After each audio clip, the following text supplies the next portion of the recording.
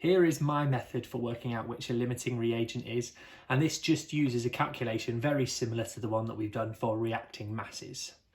As an example, I'm going to use this question. In a reaction, 18 grams of aluminium reacts with 15 grams of iron oxide. Which is limiting? So this means which are we going to run out of first?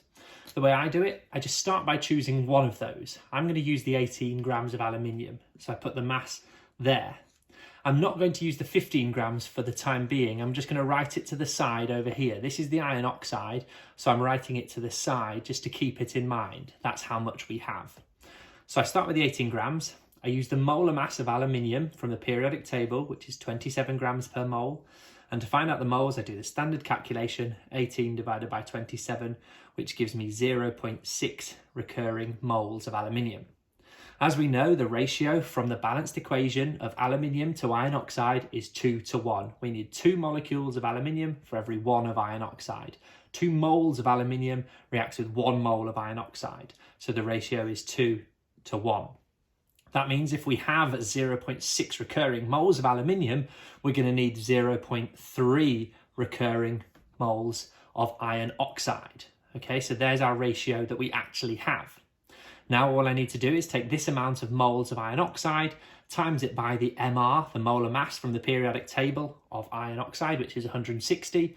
That's iron, 2 lots of iron, 56 times 2 is 112. Add the 48 from 3 oxygens is 160. And I times those two numbers together and it gives me the answer 53.3 recurring grams.